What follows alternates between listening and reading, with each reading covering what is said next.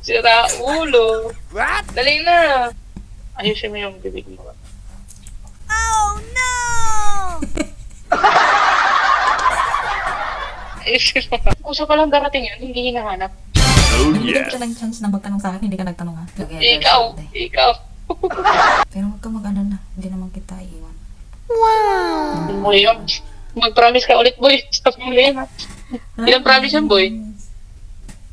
Baliktad. Ah, Hindi. ito, promise na. Hindi nga kita iiwan. Believe to. Sabi mo yan, ha? Ano ang natutunan mo tungkol sa love dahil sa atin?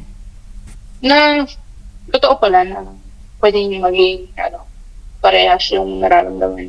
Kasi akala ko lagi dati, one-sided lang lagi.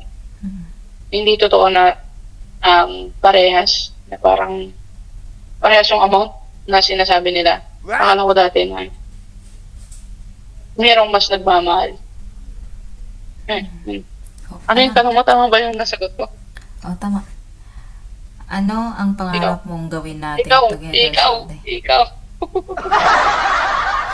Gabi, binibigyan kita ng chance na magtanong sa akin, hindi ka nagtanong ha. Ngayon ako nang nagtanong, ibabalik mo sa akin. Hindi ko kasi yun dapat hanapin yan. Maghanap ka at doon yung chance na magtanong ka na magtanong sa akin. Hindi ko mahanap eh. Grabe naman. Ikaw, sagot. Ano yung tanong mo? Ano ang natutunan mo tungkol sa love dahil sa atin? Oh, ikaw. Ano, natutunan ko na hindi pala pwedeng ipilit yung pagmamahal ko, salang pala yun. Ano? Natutunan ko na hindi pala pwedeng ipilit yung pagmamahal. Bakit? Kusa Parang lang pala. nasabi, hindi pwedeng ipilit. Darating pala talaga siya, normal. Yung kusa pa lang darating yun, hindi hinahanap. Kasi, before kasi, let's say, Akala ko hindi totoo yun dati. Akala ko hindi yun totoo dati. Na talagang hanapin mo para magkaroon ka. So, pala yun yung kusang may darating. Tsaka before kasi parang feeling ko, kailangan kong i-work yung sarili ko para ma-fall ako ng ma-fall. Ganun. Sa atin kasi, Ako wala, naman. hindi walang pilit, walang ano. Like, Ako hayaan naman. natin yung araw.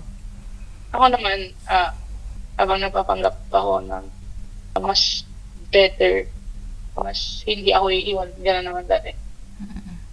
Ano ang pangarap Ngayon mo? naman, Ngayon. mas pinapakita ko yung ugali ko. Bahala ka na boy kung may iwan mo ako.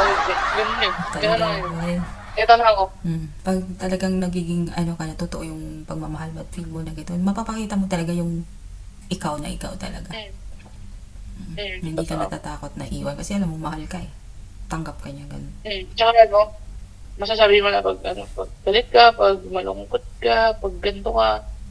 Kasi hindi sasabihin sa'yo na umaarte ka lang. Baka arte mo na ngayon, ganun. Ganun. Mapapakita mo na.